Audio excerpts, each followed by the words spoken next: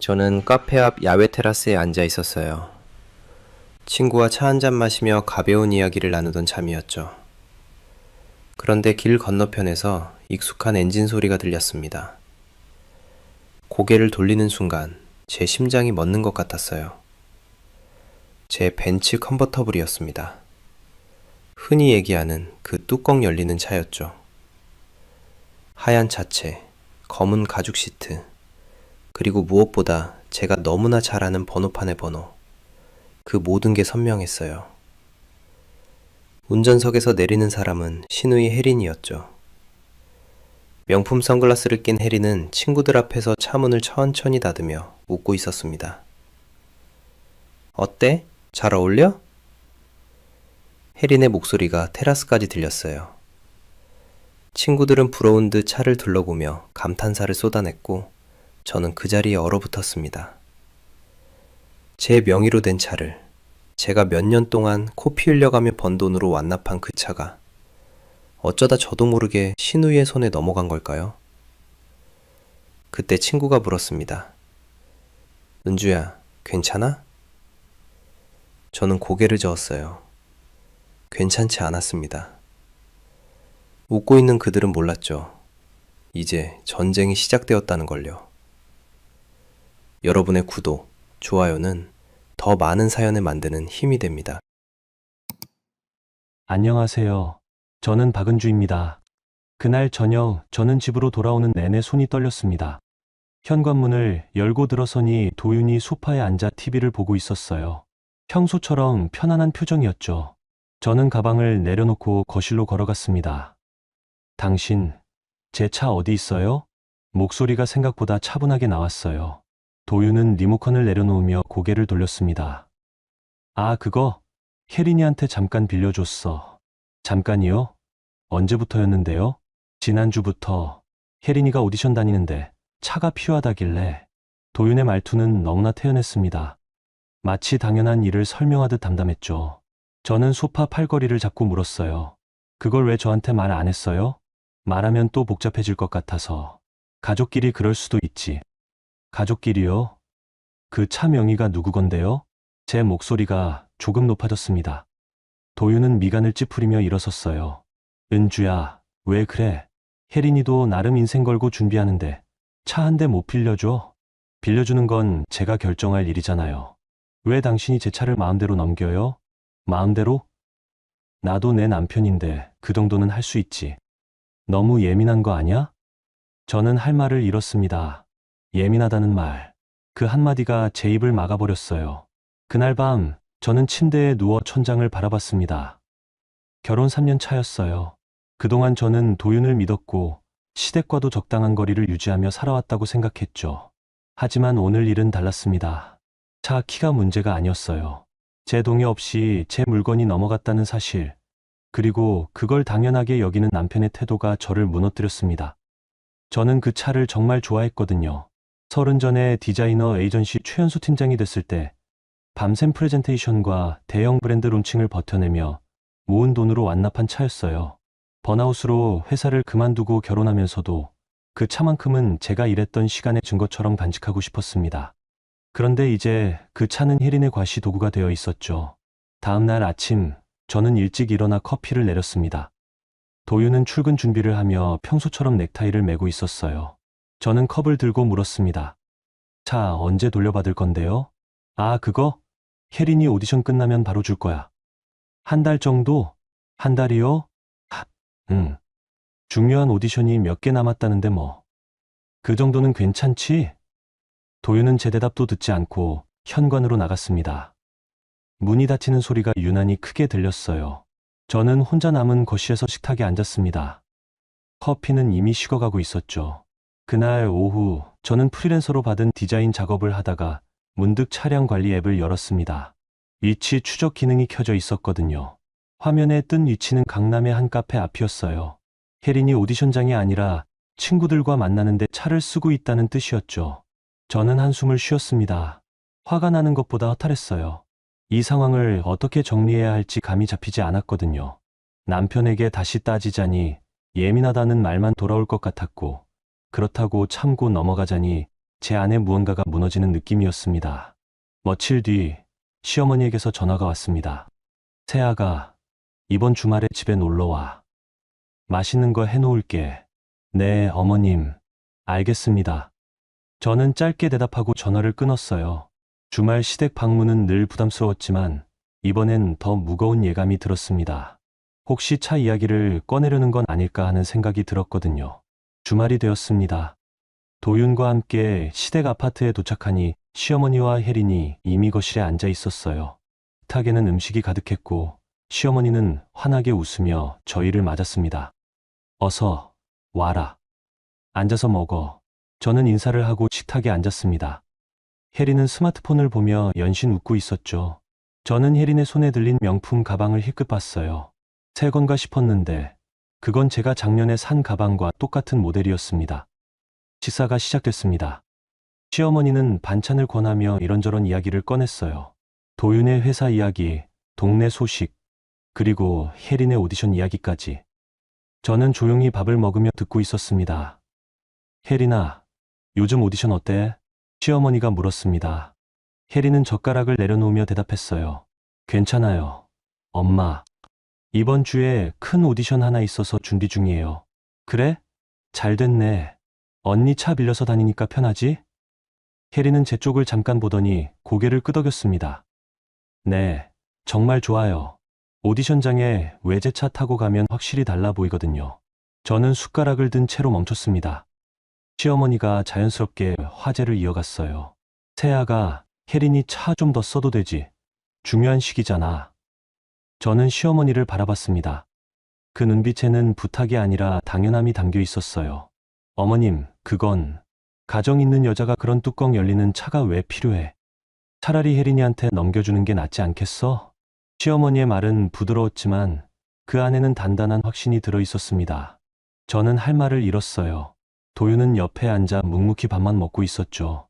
혜린이 웃으며 말했습니다. 언니, 제가 잘 쓸게요. 오디션 끝나면 바로 돌려드릴게요. 저는 혜린을 봤습니다. 그 표정에는 미안함이 전혀 없었어요. 오히려 당연하다는 듯 감사하다는 말조차 형식적으로 느껴졌습니다. 식사를 마치고 집으로 돌아오는 차 안, 저는 창밖을 보며 입을 열었습니다. 당신, 오늘 어머님 말씀 들었죠? 응, 들었어. 그럼 뭐라고 해야 하는 거 아니에요? 도윤은 한숨을 쉬었습니다. 은주야, 엄마도 혜린이 생각해서 그러는 거야. 우리가 좀 양보하면 되지. 양보요? 제 차를 넘겨주라는 게 양보예요? 그렇게 따지지 마. 가족이잖아. 저는 더 이상 말하지 않았습니다. 가족이라는 단어가 이렇게 무겁게 느껴진 적이 없었거든요. 집에 도착해서도 저는 아무 말 없이 침실로 들어갔어요. 도윤은 거실에 남아 TV를 켰습니다. 그날 밤 저는 잠들지 못하고 뒤척였습니다. 머릿속에는 시어머니의 말과 혜린의 표정, 그리고 도윤의 침묵이 계속 맴돌았어요. 이 일이 단순히 차 한 대의 문제가 아니라는 걸 저는 이미 알고 있었습니다. 이건 제 결정권이 무시당한 사건이었고 제 존재가 가족 안에서 어떻게 취급되는지를 보여주는 신호였죠. 창밖으로 희미한 달빛이 들어왔습니다. 저는 그 빛을 보며 생각했어요. 이제 어떻게 해야 할까? 계속 참아야 할까? 아니면 선을 그어야 할까? 하지만 그때는 아직 몰랐습니다. 이게 시작일 뿐이라는 거요. 그 주말 이후로 저는 시댁과의 거리가 조금씩 멀어지는 걸 느꼈습니다. 전화가 오면 받았지만 예전처럼 다정하게 이야기하기가 어려웠어요. 도윤은 제 변화를 눈치챘는지 물었습니다. 요즘 왜 그래? 엄마한테 말도 잘 안 하고. 별일 없어요. 저는 짧게 대답하고 말았습니다. 사실 별일이 없는 게 아니었죠. 제 안에서는 무언가가 조금씩 무너지고 있었어요. 하지만 그걸 말로 설명하기는 어려웠습니다. 며칠 뒤 시어머니에게서 또 전화가 왔습니다. 세아가 이번 주말에도 와. 할 이야기가 있어. 네, 어머님. 저는 무거운 마음으로 전화를 끊었어요. 할 이야기가 뭘까? 혹시 차 이야기를 또 꺼내려는 건 아닐까 하는 불안감이 들었습니다. 주말이 되었습니다. 도윤과 함께 시댁에 도착하니 이번에도 식탁에 음식이 차려져 있었어요. 시어머니는 반갑게 맞아주었고 혜린은 거실 소파에 앉아 태블릿으로 뭔가를 보고 있었습니다. 식사가 시작되자 시어머니가 말을 꺼냈습니다. 세아가 혜린이 오디션이 잘 풀리고 있어. 이번 달 안에 큰 프로젝트 하나 잡을 것 같다는데. 네, 잘 됐네요. 저는 건성으로 대답했습니다. 시어머니는 반찬을 권하며 이어서 말했어요. 그런데 말이야, 혜린이가 오디션장 다닐 때 차가 정말 중요하대. 첫인상이 중요하잖아. 저는 젓가락을 든 손을 멈췄습니다. 시어머니의 말투에서 이미 방향이 보였거든요. 어머님, 무슨 말씀이세요? 아니, 그러니까 혜린이가 당분간 그 차를 계속 써야 할 것 같아서. 시어머니는 제 눈치를 살피지 않고 말했습니다. 혜린은 옆에서 태블릿을 내려놓으며 거들었어요.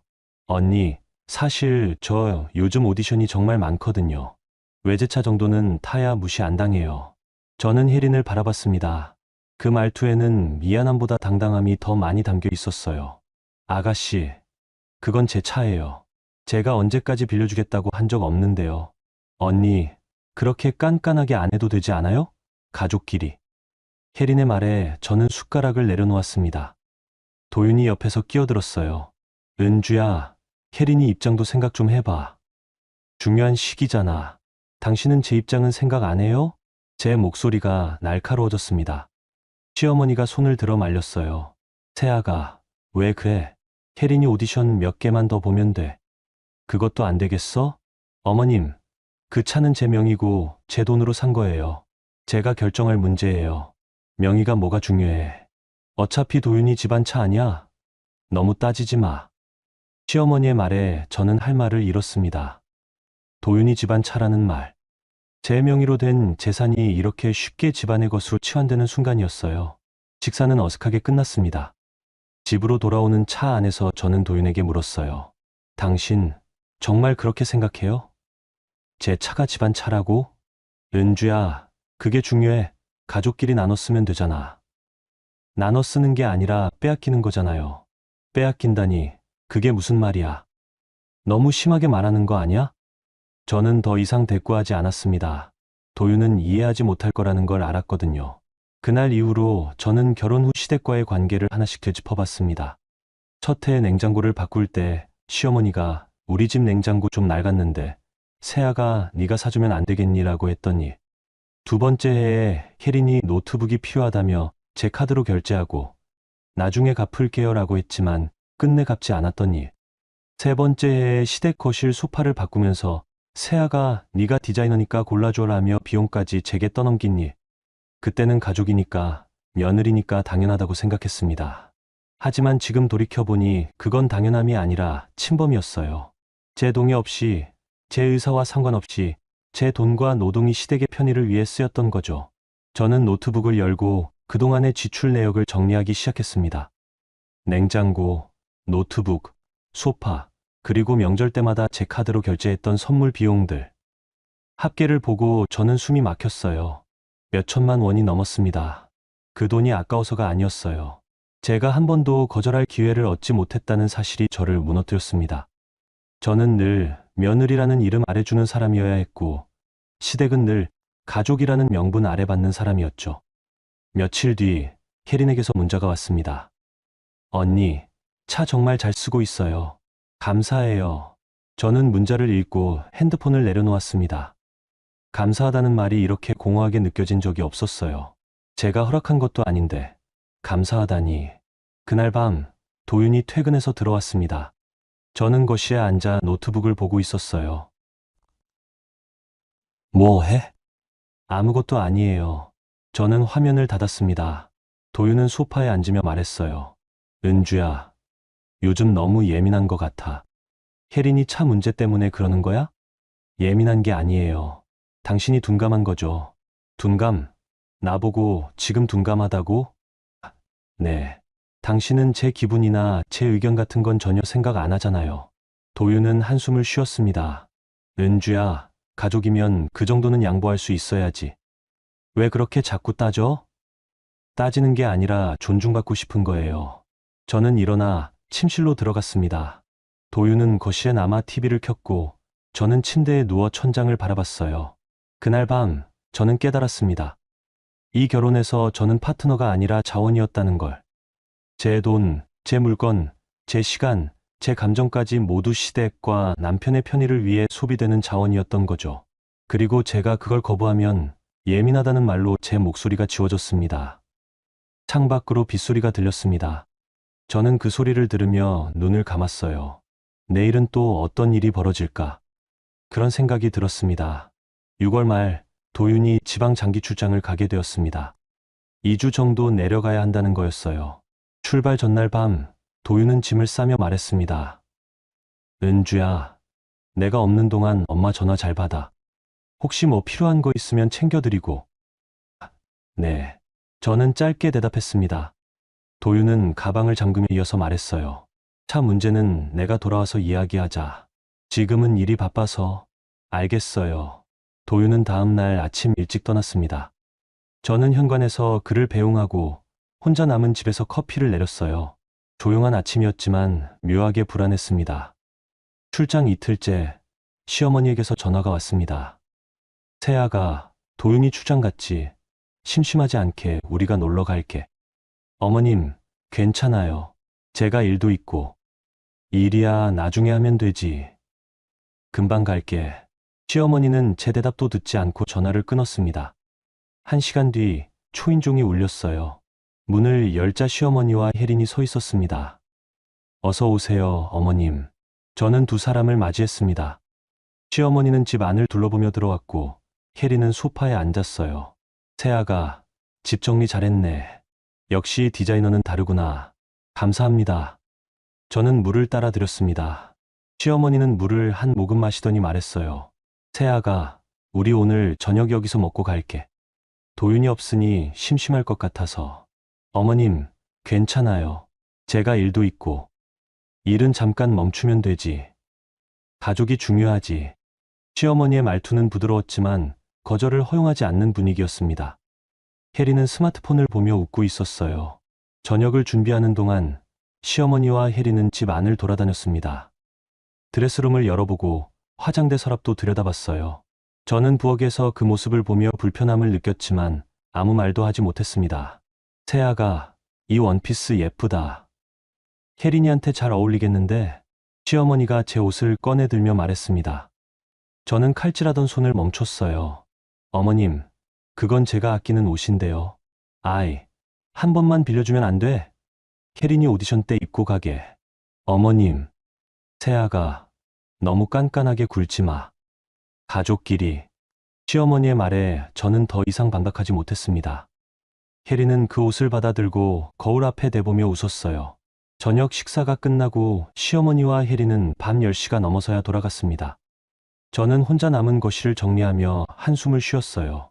드레스룸에는 제 옷 몇 벌이 사라져 있었고 화장대 위에 향수도 하나 없어져 있었습니다. 저는 소파에 앉아 핸드폰을 봤습니다. 도윤에게 전화할까 하다가 그만뒀어요. 말해봤자 그 정도는 괜찮잖아 라고 할 게 뻔했으니까요. 다음 날 저는 프리랜서 디자인 작업 마감을 앞두고 있었습니다. 클라이언트가 급하게 수정 요청을 해서 밤샘 작업을 해야 했어요. 저는 노트북 앞에 앉아 작업을 시작했지만 위가 쓰린 게 느껴졌습니다. 예전에 회사 다닐 때도 위염 때문에 고생했었죠. 번아웃으로 쓰러지기 전까지 저는 늘 위장약을 달고 살았어요. 결혼하고 회사를 그만두면서 건강이 많이 좋아졌다고 생각했는데 요즘 들어 다시 증상이 나타났습니다. 저는 약을 먹고 작업을 이어갔습니다. 새벽 3시가 넘어서야 마감을 마쳤고 침대에 쓰러지듯 누웠어요. 다음 날 아침 또 시어머니에게서 전화가 왔습니다. 세아가, 오늘도 갈게. 혜린이가 너네 집 근처에서 오디션이 있대. 네, 어머님. 저는 피곤한 목소리로 대답했습니다. 점심때쯤 시어머니와 혜린이 다시 왔어요. 이번에는 집 안 소형 가전들을 보더니 말했습니다. 세아가, 이 커피 머신 우리 집에 하나 없는데 좀 가져가도 되지. 어머님, 그건 제가 쓰는 건데요. 세아가는 집에 혼자 있으니까 필요 없잖아. 우리 집은 사람도 많고. 시어머니는 제 대답도 듣지 않고 커피 머신을 들고 나갔습니다. 저는 그 모습을 멍하니 바라봤어요. 출장 일주일째 저는 손목 통증이 심해졌습니다. 예전 손목 관절염이 재발한 거였어요. 마우스를 잡는 것도 힘들었지만 작업은 계속해야 했습니다. 어느 날 저녁 혜린에게서 전화가 왔습니다. 언니, 차에 흠집이 좀 났는데요. 네. 어떡해요? 주차할 때 실수로. 근데 보험 처리하면 되잖아요? 저는 핸드폰을 꽉 쥐었습니다. 아가씨, 제 차예요. 보험 처리하면 제 보험료가 올라요. 에이, 언니. 그 정도 가지고 왜 그래요? 가족끼리. 혜리는 웃으며 전화를 끊었습니다. 저는 핸드폰을 내려놓고 소파에 주저앉았어요. 가슴이 답답했습니다. 그날 밤, 저는 위 통증이 심해져서 화장실에서 구토를 했습니다. 거울을 보니 얼굴이 창백했어요. 손목은 퉁퉁 부어 있었고, 머리카락도 눈에 띄게 빠지고 있었습니다. 저는 침대에 누워 천장을 바라봤습니다. 도윤이 없는 일주일 동안 시어머니와 혜리는 제 집을 마치 자기 집처럼 드나들었어요. 제 옷, 제 화장품, 제 가전제품까지 손댔고 저는 그걸 막을 힘이 없었습니다. 며칠 뒤 도윤이 출장에서 돌아왔습니다. 저는 현관에서 그를 맞이했어요. 다녀왔어. 도윤은 가방을 내려놓으며 말했습니다. 저는 그의 얼굴을 봤지만 아무 말도 하지 않았어요. 은주야, 괜찮아? 얼굴이 안 좋은데. 괜찮아요. 저는 거실로 돌아갔습니다. 도윤은 샤워를 하고 나와 소파에 앉았어요. 출장 가 있는 동안 뭐 특별한 일 없었어? 없었어요. 저는 짧게 대답했습니다. 시어머니와 혜린이 드나들며 집 안을 뒤져댄 일, 차에 흠집이 난 일, 제가 밤새 작업하며 위험이 재발한 일. 그 모든 걸 말하고 싶었지만 입이 떨어지지 않았어요. 말해봤자 그 정도는 괜찮잖아라는 대답만 돌아올 게 뻔했으니까요. 도윤은 TV를 켜고 뉴스를 봤습니다. 저는 부엌으로 가서 물을 마셨어요. 손목이 욱신거렸고 이는 계속 쓰였습니다. 그날 밤 저는 침대에 누워 생각했습니다. 이 결혼은 저를 조금씩 무너뜨리고 있었어요. 몸도 마음도. 하지만 저는 아직 떠날 용기가 없었습니다. 결혼 3년 차, 34. 이 나이에 다시 시작한다는 게 두려웠거든요. 창밖으로 빗소리가 들렸습니다. 저는 그 소리를 들으며 눈을 감았어요. 내일은 또 어떤 일이 기다리고 있을까? 그런 생각이 들었습니다. 8월 중순, 어느 새벽이었습니다. 저는 복통으로 잠에서 깼어요. 처음에는 평소처럼 위험이려니 했지만 이번엔 달랐습니다. 통증이 점점 심해지더니 숨을 쉬기도 힘들 정도였죠. 저는 침대에서 일어나려다가 비틀거렸습니다. 도윤을 깨우려 했지만 목소리가 나오지 않았어요. 화장실로 가려다 바닥에 주저앉았고 그때 뭔가 따뜻한 게 목으로 올라왔습니다. 피였어요. 도윤. 저는 간신히 남편을 불렀습니다. 도윤이 눈을 뜨고 저를 봤어요. 은주야, 왜 그래? 병원. 가야 할 것 같아. 도윤은 당황한 표정으로 일어나 119에 전화를 걸었습니다. 구급차가 도착하기까지의 시간이 얼마나 길게 느껴졌는지 몰라요. 저는 바닥에 쓰러진 채로 천장만 바라봤습니다. 응급실에 실려갔습니다. 의사는 급히 검사를 진행했고 저는 침대에 누워 링거를 맞았어요. 도윤은 옆에 서서 저를 내려다봤습니다. 은주야, 괜찮아? 저는 고개를 끄덕였지만 사실 괜찮지 않았어요. 몸도 아팠지만 마음이 더 아팠습니다. 검사 결과가 나왔습니다. 출혈성 위염이었어요. 의사는 심각한 표정으로 말했습니다. 스트레스와 과로가 원인인 것 같습니다. 당분간 입원 치료가 필요해요. 도윤은 고개를 끄덕였습니다. 하지만 그는 곧 핸드폰을 보더니 난처한 표정을 지었어요. 은주야, 미안한데 나 회사에 급한 일이 생겼어. 일단 입원 수속만 하고 갈게. 네. 저는 힘없이 대답했습니다. 도윤은 간호사에게 입원 수속을 부탁하고 제게 짧은 인사를 남긴 채 병원을 나갔어요. 저는 혼자 남은 병실에 누워 창밖을 바라봤습니다. 새벽 하늘이 조금씩 밝아오고 있었어요. 간호사가 들어와 체크를 하고 나갔고 저는 다시 혼자가 됐습니다. 얼마나 시간이 흘렀을까요? 병실 문이 열리는 소리가 들렸습니다. 고개를 돌리니 친정아버지 종태가 서 있었어요. 아빠. 은주야. 아버지는 침대에 옆으로 다가와 제 손을 잡았습니다. 그 손은 거칠었지만 따뜻했어요. 아빠한테 연락은 왜 안 했어? 미안해요. 급하게 실려와서. 도윤이는? 회사에 급한 일이 있대요. 아버지는 아무 말 없이 제 손을 쥐고 있었습니다. 그 침묵이 어떤 말보다 위로가 됐어요. 은주야, 내 손 봐라. 아버지가 제 손목을 가리키며 말했습니다. 저는 자신의 손을 봤어요. 손목은 퉁퉁 부어 있었고 손가락 마디마디가 빨갛게 부어올라 있었습니다. 예전에 회사 다닐 때랑 똑같구나. 아버지의 목소리가 낮게 깔렸습니다. 은주야, 이 집에서 더 버티면 내 몸부터 끝난다. 아빠, 너 회사 그만둘 때 얼마나 힘들었는지 아빠가 다 봤어. 번아웃으로 쓰러져서 병원 입원하고 머리카락 빠지고 손목 못 쓰게 되고 그때 네가 결혼하면 좀 쉴 수 있을 줄 알았는데 아버지는 말을 잇지 못했습니다. 저는 눈물이 났지만 참았어요. 아빠, 괜찮아요. 괜찮은 게 아니야. 네가 지금 망가지고 있어. 아버지는 가방에서 서류 봉투를 꺼냈습니다. 송파에 오피스텔 하나 마련해뒀어. 이번 달 말에 입주 가능하대. 거기로 가. 아빠, 그게 무슨? 이혼 준비해. 아빠가 변호사도 알아봤어. 아버지의 말에 저는 할 말을 잃었습니다. 이혼. 그 단어가 이렇게 현실적으로 다가온 적이 없었어요. 아빠, 저 아직, 은주야, 넌 너무 오래 참았어. 이제 그만 버텨. 아버지는 제 손을 꽉 쥐었습니다. 그 손의 힘에서 저는 무언가를 느꼈어요. 이건 도망이 아니라 생존이라는 걸. 내 차도 그렇고, 시댁이 내 물건 마음대로 쓴 것도 그렇고, 도윤이가 너한테 한 것도 그렇고, 다 기록해뒀어. 변호사한테 넘기면 돼. 아빠가 언제, 네가 힘들어하는 거 아빠가 모를 줄 알았어. 너 요즘 전화할 때마다 목소리가 죽어 있었어. 저는 눈물을 참을 수 없었습니다. 아버지는 제 머리를 쓰다듬으며 말했어요. 은주야, 아빠는 네가 행복했으면 좋겠어.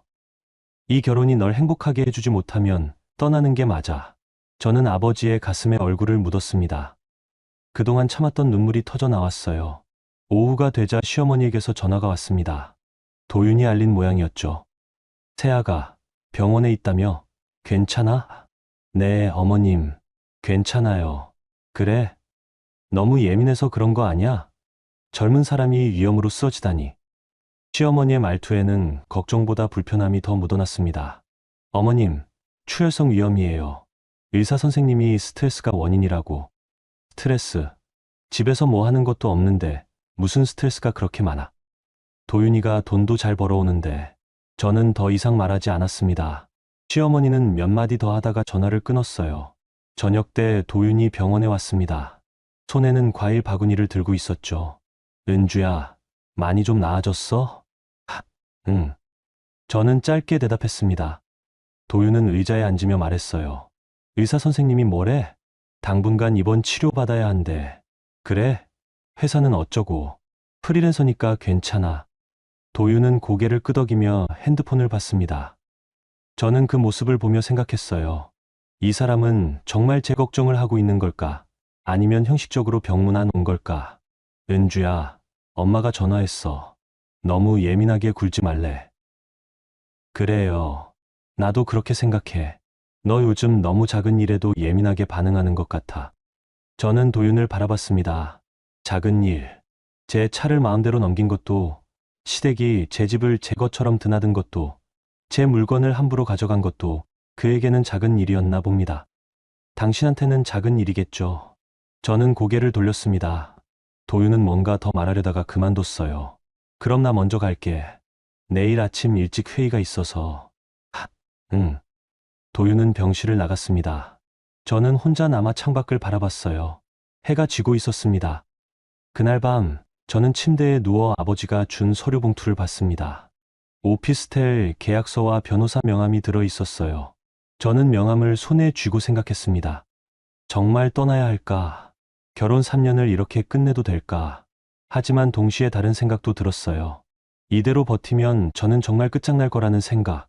저는 명함을 서류 봉투에 다시 넣고 침대 옆 서랍에 넣었습니다. 아직 결정할 수 없었어요. 하지만 선택지가 있다는 것만으로도 조금 숨통이 트이는 느낌이었습니다. 며칠 뒤 저는 퇴원했습니다.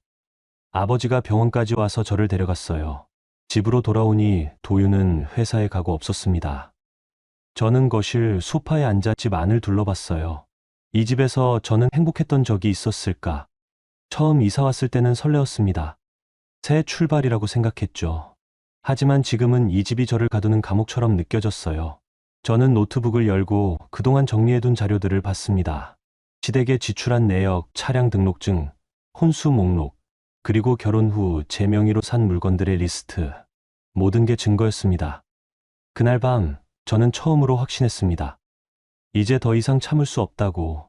이 결혼은 저를 망가뜨리고 있고 저는 살아남기 위해 떠나야 한다고. 창밖으로 달빛이 들어왔습니다. 저는 그 빛을 보며 조용히 다짐했어요. 이제 시작이라고. 퇴원 후 일주일 저는 조용히 준비를 시작했습니다. 아버지가 마련해준 송파 오피스텔은 이달 말 입주 가능했어요. 시간이 많지 않았습니다. 저는 집 안을 정리하며 제 명의로 된 것들을 하나씩 챙기기 시작했습니다. 결혼 전 제가 산 가구, 가전제품, 그리고 혼수로 들여온 물건들. 모든 걸 사진으로 찍고 구매 영수증을 모았어요. 도윤은 제 변화를 눈치채지 못했습니다. 그는 여전히 퇴근하면 소파에 앉아 TV를 보며 맥주를 마셨죠. 저는 그 옆에서 노트북을 열고 변호사와 이메일을 주고받았습니다. 은주야, 뭐 해? 일이요. 요즘 일이 많나 보네. 네. 저는 짧게 대답하고 화면을 닫았습니다. 도윤은 더 이상 묻지 않았어요. 며칠 뒤 거래처 대표 태경에게서 연락이 왔습니다. 은주 씨, 요즘 어떻게 지내세요? 잘 지내요, 대표님. 좋은 프로젝트 하나 있는데 관심 있으세요? 재택으로 할 수 있고 조건도 괜찮아요. 저는 잠시 망설였습니다. 지금 제 상황에서 일을 받는 게 맞을까? 하지만 곧 결심했어요. 어차피 혼자 살아가려면 일이 필요했으니까요. 네, 관심 있어요. 좋아요. 다음 주에 미팅 한번 하죠. 전화를 끊고 저는 잠시 생각에 잠겼습니다. 태경 대표는 제가 회사 다닐 때부터 알던 사람이었어요. 그는 제 실력을 믿어줬고 프리랜서로 전환한 후에도 꾸준히 일을 맡겨줬습니다. 다음 주 저는 태경 대표와 카페에서 만났습니다. 은주 씨, 얼굴이 많이 좋아졌네요. 지난번엔 많이 안 좋아 보였는데. 네, 이제 많이 나았어요. 다행이네요. 그럼 프로젝트 이야기할까요? 태경 대표는 태블릿을 꺼내 보여줬습니다. 중견기업의 브랜드 리뉴얼 프로젝트였어요. 규모도 크고 기간도 석 달 정도였습니다. 조건은 어떻게 되나요? 재택 가능하고 페이는 이 정도예요. 태경 대표가 보여준 금액을 보고 저는 눈이 커졌습니다. 생각보다 훨씬 좋은 조건이었어요. 은주 씨, 솔직히 말할게요. 이 프로젝트는 원래 다른 에이전시 가려고 했는데 제가 은주 씨 추천했어요. 당신 실력이면 충분히 해낼 수 있어요. 감사합니다, 대표님. 이제 당신 몸값은 당신이 다시 정하세요. 예전처럼 능력 있는 디자이너로 돌아오세요. 태경 대표의 말에 저는 뭉클했습니다. 오랜만에 누군가 제 능력을 인정해주는 느낌이었어요. 열심히 하겠습니다. 좋아요. 그럼 계약서는 다음 주에 드릴게요. 카페를 나오며 저는 조금 다른 기분이 들었습니다. 희망 같은 거였어요. 제가 다시 일어설 수 있을 것 같은 느낌. 그날 밤 저는 아버지에게 전화했습니다. 아빠, 저 이사 갈게요. 그래, 잘 생각했다. 오피스텔 입주일이 언제죠? 이번 달 28일이야. 아빠가 짐 옮기는 거 도와줄게. 고마워요, 아빠. 은주야, 힘들면 언제든 말해. 네. 전화를 끊고 저는 캘린더를 봤습니다. 오늘이 20일. 일주일 남았어요. 저는 변호사 사무실을 방문했습니다. 변호사는 차분한 목소리로 말했어요. 차량 반환 요구 내용 증명부터 보내는 게 좋겠습니다. 차량 명의, 보험 가입자, 유지비 결제 내용 모두 당신 명이니까 법적으로 문제 없어요. 시댁에서 반발하면 어떡하죠? 그럼 정식으로 법적 절차 밟으면 됩니다. 증거가 충분하니까 걱정 안 하셔도 돼요. 변호사는 서류를 정리하며 이어서 말했습니다. 이혼 준비도 같이 하시는 게 좋겠어요. 재산 분할, 위자료 청구 모두 가능합니다. 위자료요? 네. 배우자의 동의 없이 재산을 무단으로 처분하거나 사용하게 한 것, 그리고 정신적 고통을 준 것들이 모두 근거가 될 수 있어요. 저는 고개를 끄덕였습니다. 변호사는 몇 가지 서류를 더 요청했고, 저는 집으로 돌아와 준비했어요. 이사 3일 전, 저는 본격적으로 짐을 쌌습니다. 도윤이 회사에 간 사이, 아버지가 와서 도와줬어요. 은주야, 이건 다 내 거지? 네, 아빠. 혼수로 들여온 거예요. 알았어. 전부 가져가자. 저희는 조용히 짐을 상자에 담았습니다. 드레스룸의 옷들, 주방 가전, 거실 소품들, 모든 게 제 것이었어요. 아빠, 가구는 어떻게 해요? 큰 건 나중에 이사업체 부르면 돼. 일단 오늘은 작은 것들부터. 저희는 오후 내내 짐을 쌌습니다. 상자가 하나둘 쌓여갔어요. 저녁 때 아버지가 돌아가고 저는 혼자 남아 마지막 격리를 했습니다. 그때 책상 서랍에서 차량 등록증을 꺼냈어요. 제 이름이 선명했습니다. 저는 그 등록증과 함께 보험 가입 증서, 유지비, 결제 내역, 그리고 혜린이 차를 쓰기 시작한 이후의 모든 기록을 한 파일에 정리했습니다. 블랙박스 영상도 백업했어요. 혜린이 어디를 다녔는지, 누구를 태웠는지 모두 기록돼 있었습니다. 다음 날 변호사 사무실에서 내용 증명이 발송됐습니다. 수신인은 정혜린. 내용은 간단했어요. 차량 소유자 박은주는 정혜린에게 차량 즉시 반환을 요구합니다. 7일 이내에 반환하지 않을 시 법적 조치를 취하겠습니다. 저는 사무실을 나오며 깊게 숨을 들이쉬었습니다. 이제 돌아갈 수 없었어요. 이사 당일 도윤은 출장으로 지방에 내려가 있었습니다. 저는 일부러 그 날짜를 택했어요. 아버지와 이사 업체 직원들이 와서 짐을 실었습니다. 은주야, 정말 괜찮겠어? 네, 아빠. 괜찮아요. 저는 마지막으로 집 안을 둘러봤습니다. 3년을 살았던 공간이었지만 이제는 낯설게 느껴졌어요. 식탁 위에 서류철 하나를 놓았습니다. 그 안에는 차량 관련 서류, 이혼 서류, 그리고 제가 시댁에 지출한 내역이 정리돼 있었어요. 도윤이 돌아오면 보게 될 겁니다. 현관문을 나서며 저는 뒤돌아보지 않았습니다. 엘리베이터 문이 닫히고 저는 내려갔어요. 송파 오피스텔에 도착했습니다. 아버지가 문을 열어줬어요. 어서 와, 은주야. 고마워요, 아빠. 저는 짐을 들고 안으로 들어갔습니다. 작지만 깨끗한 공간이었어요. 창문으로 햇살이 들어왔습니다. 은주야, 여기서 푹 쉬어. 아무 걱정하지 말고. 네, 아빠. 아버지는 저를 안아줬습니다. 저는 그 품에서 처음으로 안도의 눈물을 흘렸어요. 그날 밤 저는 새집 바닥에 앉아 창밖을 바라봤습니다. 도시의 불빛이 반짝였어요. 저는 핸드폰을 봤습니다. 도윤에게서 아직 연락이 없었죠. 내일이면 그가 집에 돌아갈 겁니다. 텅 빈 집과 식탁 위의 서류철을 보겠죠. 그때 그는 뭘 느낄까? 저는 궁금하지 않았습니다. 저는 노트북을 열고 태경 대표가 보낸 프로젝트 자료를 봤어요. 내일부터 시작해야 했습니다. 새로운 일, 새로운 삶. 창밖으로 달빛이 들어왔습니다. 저는 그 빛을 보며 조용히 미소 지었어요. 이제 시작이라고.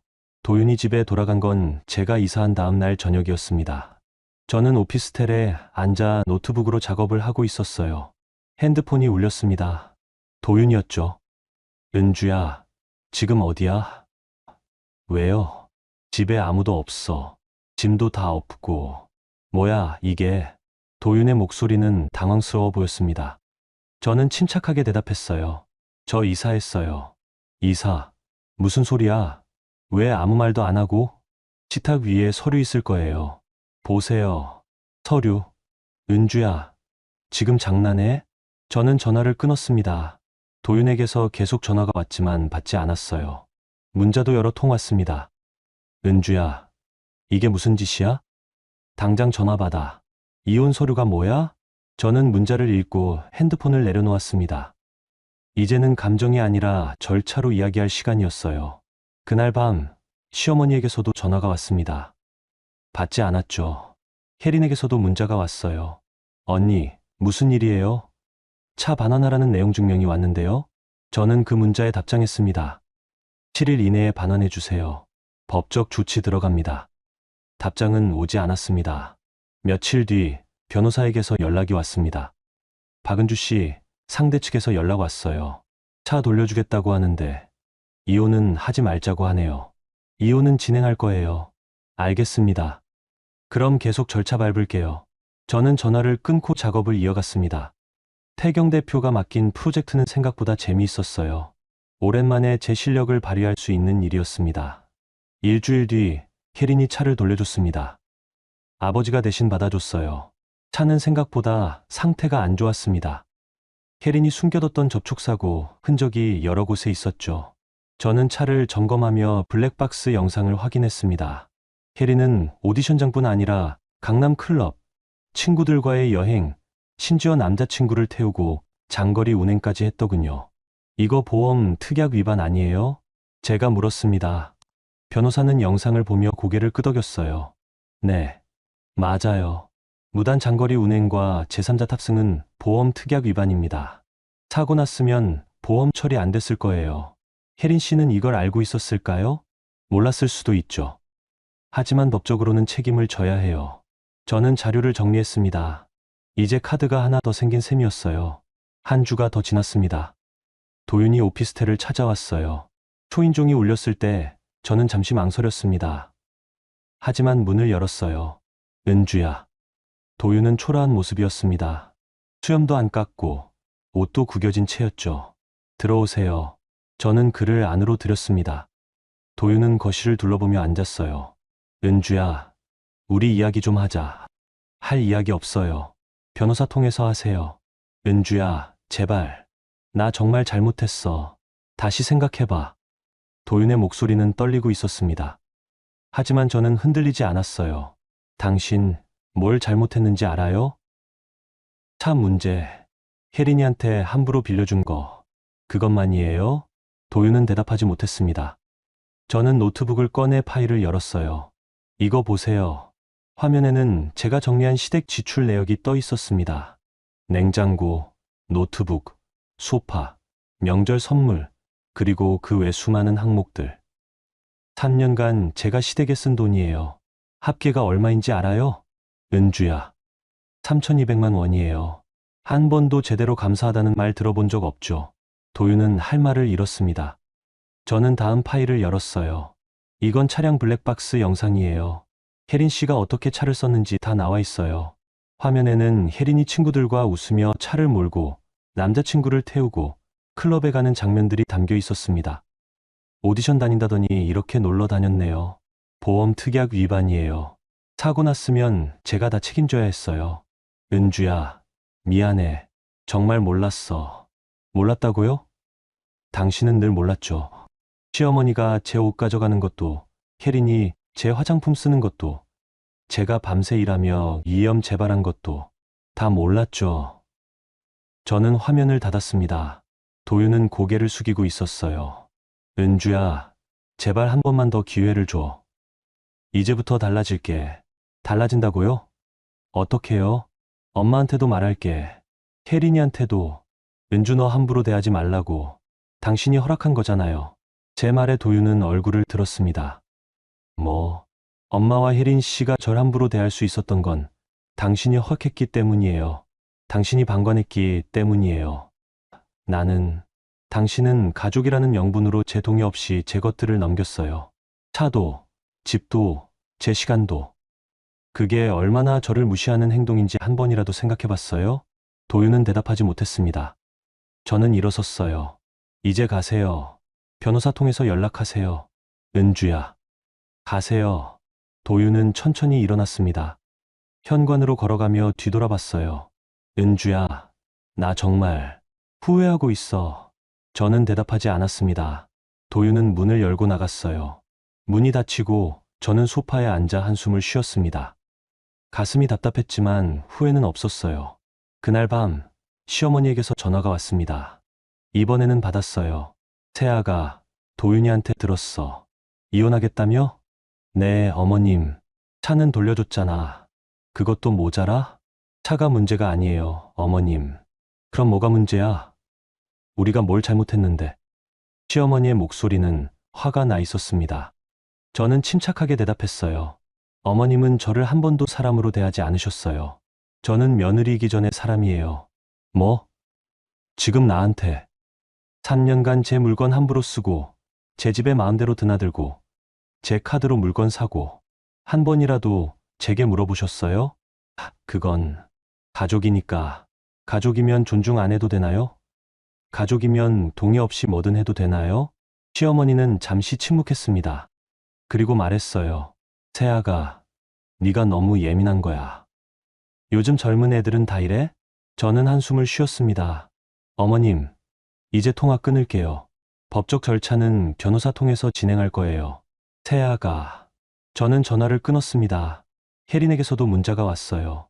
언니, 제발 오빠랑 이혼하지 마세요. 저희 가족 생각해 주세요. 저는 문자를 읽고 답장했습니다. 아가씨 가족은 아가씨가 생각하세요. 저는 제 인생 생각할 거예요. 답장은 오지 않았습니다. 그날 밤 저는 창밖을 바라보며 생각했습니다. 이제 돌아갈 곳은 없었어요. 하지만 괜찮았습니다. 저는 제 선택을 믿었으니까요. 10월 초 변호사 사무실에서 이혼 조정 기일이 잡혔습니다. 저는 아버지와 함께 법원에 갔어요. 도윤도 시어머니와 함께 와 있었습니다. 박은주 씨, 긴장하지 마세요. 우리 쪽 주장은 명확해요. 변호사가 말했습니다. 저는 고개를 끄덕였어요. 조정실에 들어가니 조정위원이 앉아 있었습니다. 양측 변호사와 당사자들이 자리를 잡았어요. 오늘은 양측의 이야기를 듣고 조정 가능성을 알아보겠습니다. 조정위원이 말했습니다. 도윤 측 변호사가 먼저 입을 열었어요. 의뢰인은 이혼을 원하지 않습니다. 부부간의 사소한 갈등이 과도하게 확대됐다고 봅니다. 사소한 갈등이라고요? 저는 참지 못하고 말했습니다. 제 변호사가 손을 들어 제지했어요. 재판장님, 이 사건은 사소한 갈등이 아닙니다. 배우자가 동의 없이 의뢰인 명의의 차량을 제3자에게 장기간 사용하게 했고, 시댁 식구들이 의뢰인의 재산을 무단으로 사용한 정황이 명확합니다. 제 변호사는 서류를 제출했습니다. 차량 등록증, 블랙박스 영상, 시댁 지출 내역, 그리고 제가 응급실에 실려간 기록까지. 이 자료들을 보시면 아시겠지만 의뢰인은 결혼 생활 중 지속적으로 배우자와 시댁으로부터 재산권 침해와 정신적 학대를 받았습니다. 조정위원이 서류를 넘기며 물었습니다. 정도윤 씨, 이 내용이 사실입니까? 도윤은 망설이다가 대답했어요. 차는 제가 동생한테 빌려준 게 맞습니다. 하지만 아기는 없었어요. 동의를 구했습니까? 아니요. 다른 재산 사용권은요? 도윤은 대답하지 못했습니다. 시어머니가 옆에서 끼어들었어요. 재판장님, 가족끼리 그럴 수도 있는 거 아니에요? 너무 따지는 거 아닌가요? 조정위원이 시어머니를 봤습니다. 어머님, 지금은 당사자가 아니시니 발언을 자제해 주세요. 시어머니는 입을 다물었습니다. 조정위원이 이어서 물었어요. 박은주 씨, 조정의향이 있습니까? 없습니다. 이혼을 원합니다. 재산 분할과 위자료는요? 법대로 진행하겠습니다. 조정은 결렬됐습니다. 이제 재판으로 가야 했어요. 조정실을 나오며 도윤이 저를 불렀습니다. 은주야, 잠깐만. 저는 멈춰 섰습니다. 도윤이 다가왔어요. 은주야, 제발. 우리 다시 한번 생각해보자. 생각할 거 없어요. 나 정말 후회하고 있어. 혜린이한테도 차 돌려받았고 엄마한테도 말했어. 이제부터 달라질 거야. 저는 도윤을 바라봤습니다. 당신, 아직도 모르는구나. 뭐를. 문제가 혜린 씨나 어머님이 아니라 당신이라는 걸. 도윤은 멈췄습니다. 저는 이어서 말했어요. 당신이 제 편을 들어줬다면, 당신이 제 의견을 존중해줬다면 이렇게까지 안 왔어요. 하지만 당신은 늘 방관했죠. 가족이라는 명분으로 제 고통을 외면했어요. 나는 이제 늦었어요. 저는 이미 결정했어요. 저는 돌아서서 걸어갔습니다. 도윤은 뒤에서 제 이름을 불렀지만 저는 돌아보지 않았어요. 며칠 뒤 저는 친정 아버지와 근처 카페에서 만났습니다. 은주야, 조정 잘했어? 네. 아빠. 결렬됐어요. 그래? 이제 재판 가는 거구나. 네. 아버지는 커피를 한 모금 마시며 말했어요. 은주야, 힘들지? 괜찮아요, 아빠. 이제 거의 끝났어요. 그래. 아빠가 항상 내 편이야. 고마워요. 저희는 잠시 조용히 앉아 있었습니다. 아버지가 입을 열었어요. 은주야, 나중에 다시 시작할 생각 있어? 무슨요? 결혼 말이야. 저는 웃었습니다. 아빠, 아직은 생각 안 나요. 일단 저부터 추스르고 싶어요. 그래, 그게 맞지. 천천히 해. 카페를 나오며 아버지가 제 어깨를 두드렸습니다. 그 손의 온기가 따뜻했어요. 한 달 뒤 재판 날짜가 잡혔습니다. 저는 법정에 섰어요. 도윤도 반대편에 앉아 있었습니다. 재판은 생각보다 빨리 진행됐습니다. 저희 측 증거가 명확했기 때문이었죠. 차량 무단 사용, 재산권 침해, 정신적 학대. 모든 게 입증됐습니다. 판사가 판결을 내렸습니다. 이혼을 인용합니다. 재산 분할은 64로 원고 유리하게, 위자료는 3천만 원으로 결정합니다. 도윤은 고개를 떨구었습니다. 시어머니는 옆에서 한숨을 쉬었어요. 저는 법정을 나왔습니다. 아버지가 밖에서 기다리고 있었어요. 끝났어, 아빠. 그래, 수고했어, 은주야. 저는 아버지의 품에 안겼습니다. 눈물이 났지만 슬픈 눈물은 아니었어요. 그날 밤, 저는 오피스텔로 돌아와 창밖을 바라봤습니다. 도시의 불빛이 반짝였어요. 저는 핸드폰을 봤습니다. 도윤에게서 문자 하나가 와 있었어요. 은주야, 미안해. 잘 살아. 저는 문자를 읽고 삭제했습니다. 이제 정말 끝이었어요. 노트북을 열었습니다. 태경 대표의 프로젝트는 순조롭게 진행되고 있었어요. 클라이언트도 만족해했고 새로운 의뢰도 들어오고 있었습니다. 저는 작업을 시작했습니다. 손목은 아직 조금 아팠지만 예전만큼은 아니었어요. 위험도 많이 좋아졌습니다. 창밖으로 달빛이 들어왔습니다. 저는 그 빛을 보며 조용히 미소 지었어요. 이제 제 인생은 제 것이었으니까요. 11월 중순, 이혼이 최종 확정됐습니다. 저는 구청에서 혼인관계 증명서를 뗐어요. 이혼이라는 글자가 찍힌 서류를 보며 묘한 기분이 들었습니다. 슬프지 않았어요. 오히려 후련했습니다. 위자료와 재산 분할금이 들어왔습니다. 생각보다 큰 금액이었어요. 저는 그 돈으로 우선 아버지께 오피스텔 보증금을 갚아드렸습니다. 은주야, 이건 네가 쓰라고 마련한 거야. 아빠, 받아요. 제가 벌어서 다시 드릴게요. 아버지는 결국 받으셨습니다. 저는 남은 돈으로 당분간 생활비를 마련하고 일부는 저축했어요. 차는 어떻게 해야 할지 고민이었습니다. 벤츠 컨버터블. 예전에는 정말 좋아했던 차였지만 이제는 결혼의 흔적처럼 느껴졌어요. 저는 중고차 매매상에 연락했습니다. 이 차 팔고 싶은데요. 아, 상태 괜찮네요. 시세대로 드릴게요. 차를 팔고 저는 실용적인 중형 세단을 샀습니다. 화려하지 않지만 편안한 차였어요. 새 차의 운전대를 잡으며 저는 생각했습니다. 이제 정말 새 출발이라고. 태경 대표의 프로젝트가 성공적으로 마무리됐습니다. 클라이언트는 매우 만족했고 추가 프로젝트를 의뢰했어요. 은주 씨, 정말 잘하셨어요. 클라이언트가 계속 같이 일하고 싶대요. 감사합니다, 대표님. 다음 프로젝트도 맡아주실 거죠? 네, 물론이죠. 저는 다시 일하는 즐거움을 느끼고 있었습니다. 예전처럼 밤샘 작업은 하지 않았어요. 대신 규칙적으로 일하고 휴식도 충분히 취했습니다. 손목 통증도 많이 나아졌고 위염도 거의 완치됐어요. 저는 매일 아침 가벼운 요가를 하며 몸을 풀었습니다. 어느 날 친구에게서 연락이 왔습니다. 은주야, 요즘 어때? 잘 지내? 넌? 나도 잘 지내. 근데 너 이혼했다며? 괜찮아? 응, 괜찮아. 오히려 잘 된 것 같아. 정말. 그럼 다행이다. 우리 밥 한번 먹자. 저는 오랜만에 친구들을 만났습니다. 다들 제 변화를 놀라워했어요. 은주야, 얼굴 밝아졌다. 예전보다 훨씬 좋아 보여. 정말. 고마워. 이혼하길 잘한 것 같아. 너 결혼하고 많이 힘들어 보였거든. 친구들의 말에 저는 웃었습니다. 정말 그랬나 봐요. 제가 힘들어 보였나 봅니다. 11월 말 저는 결정을 내렸습니다. 치앙마이로 한 달 살기를 가기로요. 아빠, 저 태국 다녀올게요. 태국, 여행? 네, 한 달 정도요. 작업은 노트북으로 할 수 있으니까. 그래, 가서 푹 쉬어라. 아버지는 흔쾌히 허락해 주셨습니다. 12월 초 저는 치앙마이행 비행기에 올랐습니다. 창밖으로 서울이 작아지는 걸 보며 저는 조용히 미소 지었어요. 치앙마이는 따뜻했습니다.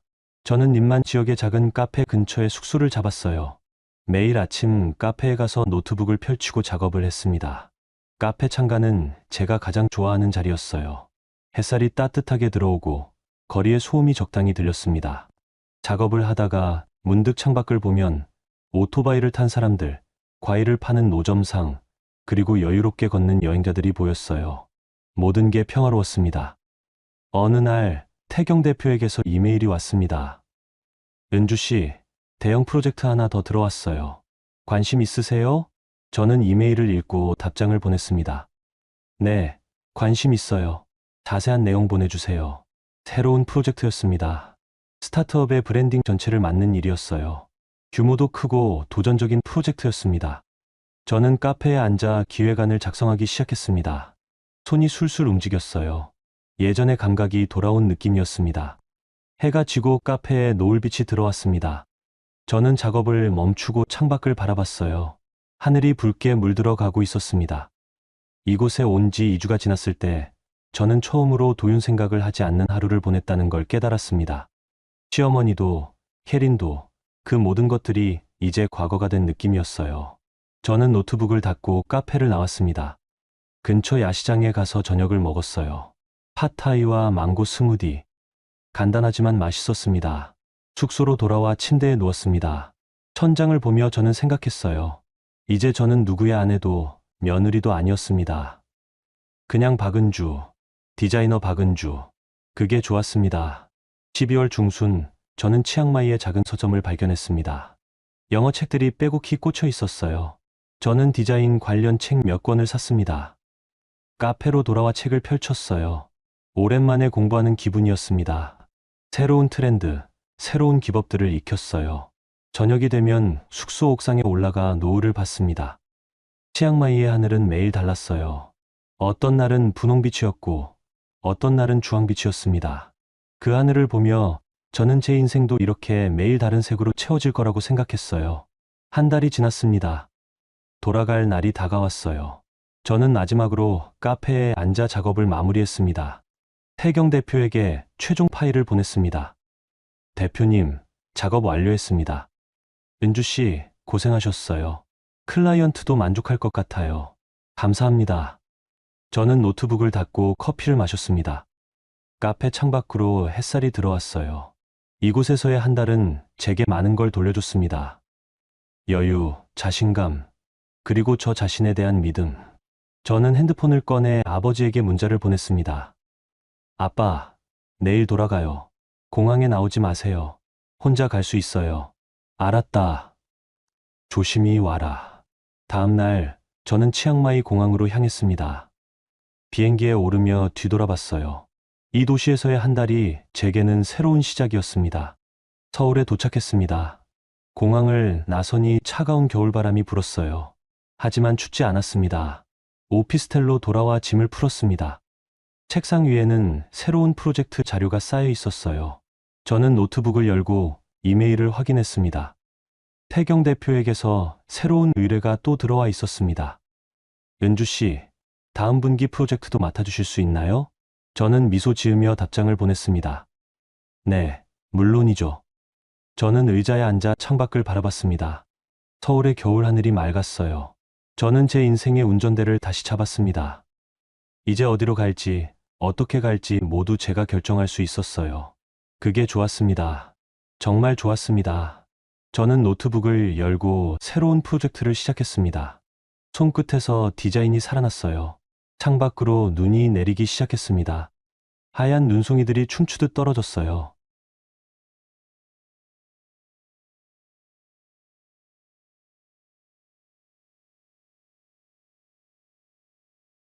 사모님, 송구하지만 혹시 남편분께서 압구정에 살고 계신 거 아세요? 김상철 비서실장의 목소리가 떨렸습니다. 본사 11층 비서실 옆 작은 회의실. 블라인드가 내려진 그곳에서 저는 뭔가 잘못됐다는 걸 직감했어요. 30년 넘게 아버지를 보좌한 분이 이렇게 조심스러워하는 건 처음 봤거든요. 압구정이요? 남편은 지금 두바이에 있는데요. 제 목소리는 차분했지만 손은 떨리고 있었습니다. 실장님이 건넨 서류 봉투를 열었을 때 제 세상이 무너지는 듯 했습니다. 법인 차량 운행 기록, 기사 대기 일지, 그리고 오피스텔 출입사진. 두바이에 있어야 할 남편이 서울 한복판에서 젊은 여자와 함께 웃고 있었습니다. 이 여자는 누구죠? 서광인프라 기획팀 신입사원 임예린입니다. 그리고 실장님이 다음 사진을 꺼냈어요. 그 여자가 유모차를 끌고 있었고 우지는 그 옆에서 쇼핑백을 들고 있었습니다. 그 순간 제 안에서 뭔가 차갑게 식어갔어요. 슬픔이 아니었습니다. 오히려 명료해졌죠. 3년간 믿었던 결혼, 1년간 기다렸던 남편, 그 모든 게 거짓이었다는 걸 깨달았으니까요. 저는 핸드폰을 꺼내 실장님을 봤습니다. 제 목소리는 놀라울 정도로 차분해져 있었습니다. 김 실장님, 그 일 지금 바로 시작해 주세요. 모든 증거 확보하고 법무팀 준비시켜 주세요. 실장님은 잠시 놀란 표정이었지만 곧 고개를 끄덕이셨어요. 압구정 오피스텔. 그곳에서 행복의 성을 짓고 있던 그들은 몰랐습니다. 무너지고 있는 건 제가 아니라 그들이 지은 그 성이라는 사실을요. 저는 조용히 칼을 갈기 시작했습니다. 여러분의 구독, 좋아요는 더 많은 사연을 만드는 힘이 됩니다. 안녕하세요. 저는 윤하영입니다. 정우진의 아내였던 사람이죠. 저는 인천공항 1등석 라운지에 앉아 미국행 비행기를 기다리고 있습니다. 창밖으로 보이는 활주로 위에선 비행기들이 끊임없이 오르고 내리고 있어요. 마치 제 인생처럼 말이죠. 이 이야기는 정확히 1년 전으로 거슬러 올라갑니다. 그때 저는 결혼 2년 차였고 남편 우진은 서광인프라 대표이사로서 회사를 성실히 이끌고 있었습니다. 아버지께서 사위에게 맡긴 계열사였지만 우진은 실력으로 그 자리를 증명하고 있었거든요. 적어도 제 눈엔 그렇게 보였습니다. 그해 봄, 우진이 성북동 저택거실에서 아버지와 저를 앞에 두고 말했어요. 두바이에서 대형 인프라 프로젝트 수주 기회가 왔다고, 본인이 직접 현장을 챙겨야 최상의 결과를 낼 수 있다고요. 장기 출장이 필요하다는 말에 저는 솔직히 망설였습니다. 각 결혼한 부부가 떨어져 지낸다는 게 쉬운 일은 아니었으니까요. 하지만 아버지께서 먼저 고개를 끄덕이셨어요. 우진의 손을 잡으며 회사의 미래가 걸린 프로젝트다. 자네를 믿네 라고 하셨죠. 그 순간 우진의 눈빛이 반짝였던 걸 기억합니다. 인정받는다는 기쁨, 책임감, 그리고 지금 생각해보면 거기엔 다른 감정도 섞여 있었던 것 같아요. 하지만 그땐 몰랐습니다. 아영아, 3개월마다 한 번씩은 꼭 돌아올게. 그리고 영상통화 매일 하자. 우진은 제 손을 꼭 쥐며 약속했어요. 저는 그 따뜻한 손길을 믿었습니다. 사랑하는 사람을 믿는 게 당연한 일이라고 생각했거든요. 첫 번째 출장은 3개월간 이어졌습니다. 매일 밤 영상통화를 했어요. 우진은 두바이 현장 사무실이라며 책상 앞에 앉아 피곤한 얼굴로 웃어줬죠. 공사 진행 상황을 설명하고 중동 음식이 입에 안 맞는다고 투정도 부렸습니다.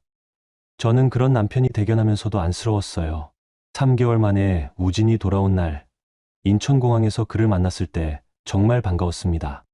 해외 생활 때문인지 조금 여유어 보였지만 여전히 다정한 미소를 지었거든요.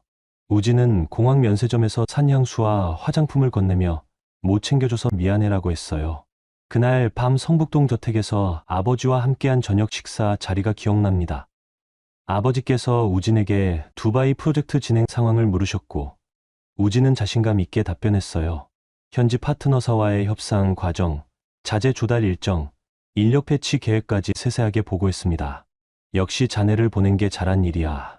이번 프로젝트가 성공하면 서광그룹의 중동 진출이 본격화될 거네.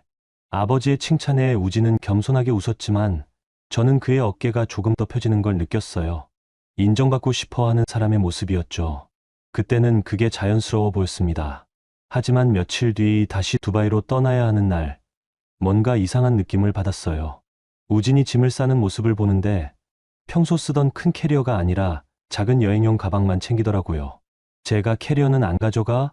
라고 물으니까 우진은 현지에 옷 두고 왔어. 이번엔 간편하게 갈래? 라고 답했습니다. 그때는 그냥 넘어갔어요. 의심할 이유가 없었으니까요. 두 번째 출장도 세 번째 출장도 비슷한 패턴이었습니다. 3개월마다 돌아와서 일주일 정도 머물다가 다시 떠나는 일정이요. 그런데 돌이켜보면 이상한 점들이 있었어요. 귀국할 때마다 우진은 이번에 일정이 좀 빡빡해서 회사 들르는 시간 빼고는 너랑만 있고 싶어라며 친구들 만남이나 외부 약속을 거의 안 잡았거든요. 처음엔 저를 배려하는 거라고 생각했습니다. 부부끼리 오붓하게 시간을 보내자는 거라고요. 하지만 지금 생각해보면 그건 다른 사람들과 마주칠 기회를 최소화하려는 계산이었던 거죠. 세 번째 귀국 때였나요? 우진이 본사에 들러 임원회의에 참석한 날이 있었어요. 저도 그날 전략실 업무로 본사에 있었는데 복도에서 우진을 마주쳤습니다. 그런데 우진 옆에 젊은 여직원이 서류를 들고 서 있더라고요. 아, 아영아. 여기서 만나네. 우진이 반갑게 인사했고 옆에 여직원은 고개를 살짝 숙였어요. 저는 그냥 가볍게 웃으며 지나쳤습니다. 나중에 안 사실지만 그 여자가 바로 이메린이었어요. 그때 이미 우진의 아이를 임신한 상태였을 겁니다. 네 번째 귀국 일정이 다가올 무렵 저는 우진에게 영상통화로 물어봤어요. 이번엔 언제 와? 그런데 우진의 대답이 묘하게 애매했습니다. 응, 아마 다음 주쯤. 근데 이번엔 일정이 좀 유동적이야. 현장 쪽에서 긴급 이슈가 생겨서. 그럼 정확한 날짜는 나중에 알려줄게. 응, 미안. 조금만 기다려줘. 전화를 끊고 나서 이상한 느낌이 들었어요. 전에는 한 달 전부터 귀국 일정을 정해놨는데 이번엔 왜 이렇게 애매하게 얘기하는 걸까? 하지만 저는 의심 대신 이해를 택했습니다. 남편이 중동에서 고생하는데 집에서 의심이나 하고 앉아있는 건 옳지 않다고 생각했거든요. 그러던 어느 날 김상철 비서실장님께서 조심스럽게 저를 찾아오셨어요. 본사 11층 비서실 옆 작은 회의실로 오라는 연락이었죠. 그분은 아버지의 오른팔이자 30년 넘게 윤가를 지켜온 분이었습니다. 제가 어렸을 때부터 봐왔던 분이라 거의 가족 같은 사이였어요. 회의실에 들어갔을 때 실장님의 표정이 심상치 않았습니다. 평소 침착하고 무뚝뚝한 분인데 그날은 눈빛이 흔들리고 계셨어요. 사모님, 앉으시죠. 저는 의자에 앉았고 실장님은 잠시 말을 고르시더니 조심스럽게 입을 여셨습니다. 송구하지만 꼭 말씀드려야 할 것이 있습니다. 그 순간 제 심장이 빠르게 뛰기 시작했어요. 뭔가 잘못됐다는 직감이 왔거든요. 사위분께서 압구정 오피스텔에 별도 거처를 마련하신 것으로 파악됩니다. 그 한마디에 제 머릿속이 하얘졌습니다. 압구정 오피스텔, 우진이 두바이에 있는 게 아니라고요? 실장님은 책상 위로 서류 봉투를 조심스럽게 밀었어요. 저는 떨리는 손으로 봉투를 열었습니다. 안에는 법인 차량 운행 기록이 들어 있었어요. 우진이 두바이 출장 중이라던 날짜에 서광인프라 법인 차량이 압구정동 특정 주소로 이동한 기록이 찍혀 있었습니다. 기사 대기 일지도 있었고요. 그리고 사진도 있었습니다. 오피스텔 현관 앞에서 우진이 젊은 여자와 함께 들어가는 모습이었어요. 여자는 캐주얼한 옷차림에 긴 생머리를 늘어뜨리고 있었고 우진은 편안한 얼굴로 웃고 있었습니다. 마치 집에 돌아온 사람처럼요. 이 여자는 누구죠? 제 목소리가 떨렸지만 최대한 차분하게 물었어요. 실장님은 고개를 더 숙이셨습니다. 서광인프라 기획팀 신입사원 이메린입니다. 2년 전 공채로 입사했고 현재 25세입니다. 신입사원이요? 네. 그리고 사모님, 더 말씀드려야 할 것이 있습니다. 실장님이 다른 사진을 꺼내셨어요. 같은 오피스텔 앞인데 이번엔 그 여자가 유모차를 끌고 있었습니다. 우진은 그 옆에서 쇼핑백을 들고 걷고 있었고요. 그 순간 제 세상이 무너지는 소리가 들렸어요. 아니, 정확히는 아무 소리도 들리지 않았습니다. 귀가 먹먹해지고 눈앞이 흐려졌거든요. 하지만 저는 울지 않았어요. 대신 차갑게 식어갔습니다. 언제부터 파악하셨어요? 2주 전부터입니다. 법인 차량 정산 과정에서 이상한 점을 발견했습니다. 사위분께서 두바이에 계신다는 보고와 실제 차량 운행 기록이 맞지 않았거든요. 회장님은 아세요? 아직 보고 드리지 않았습니다. 사모님께 먼저 말씀드려야 한다고 판단했습니다. 저는 고개를 끄덕였어요. 실장님은 저를 어렸을 때부터 봐왔기 때문에 아버지보다 먼저 제게 알려주신 거겠죠. 저는 서류와 사진을 다시 봉투에 넣으며 말했습니다. 실장님, 이 일은 아무에게도 말씀하지 마세요. 특히 회장님께는요. 하지만 사모님, 제가 직접 확인하고 판단하겠습니다. 그러니까 조금만 시간을 주세요. 실장님은 걱정스러운 얼굴로 저를 바라보셨지만 결국 고개를 끄덕이셨어요. 저는 봉투를 가방에 넣고 회의실을 나왔습니다. 복도를 걸으면서도 다리가 휘청거렸지만 절대 넘어지지 않았어요.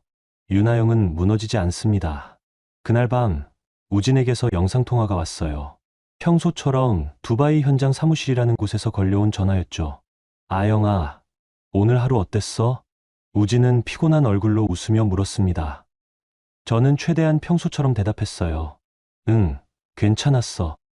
오빠는? 나, 오늘 현장 미팅이 길어져서 좀 힘들었어. 당분간 더 바빠질 것 같아.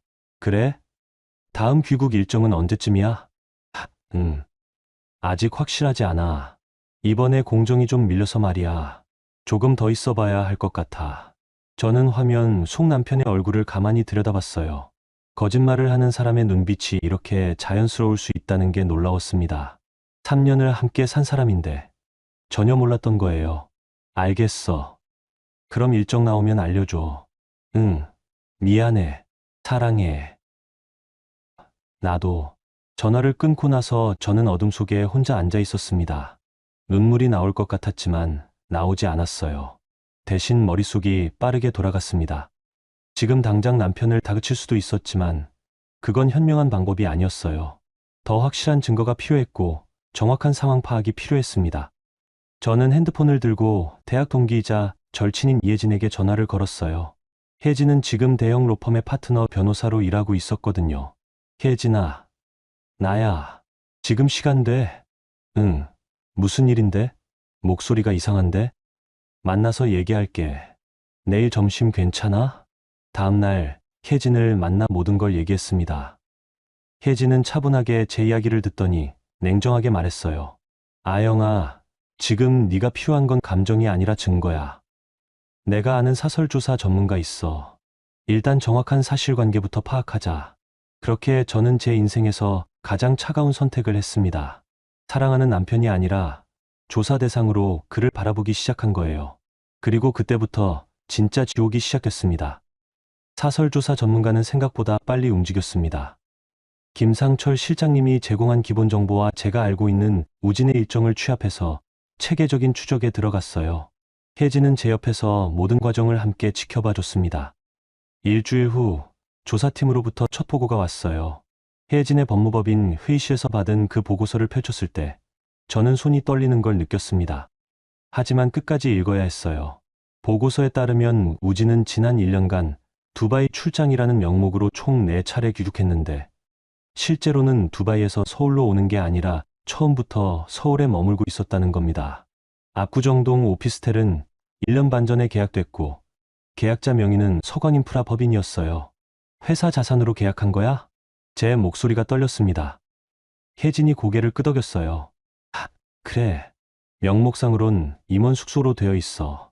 하지만 실제로는 개인 용도로 사용하고 있는 거지. 이게 업무상 배임이 될 수 있나? 충분히 될 수 있어. 회사 자산을 사적으로 유용한 거니까. 특히 오피스텔 관리비, 공과금까지 전부 법인카드로 결제되고 있어. 저는 보고서를 계속 넘겼습니다. 그리고 그 뒷장에서 더 충격적인 내용을 발견했어요.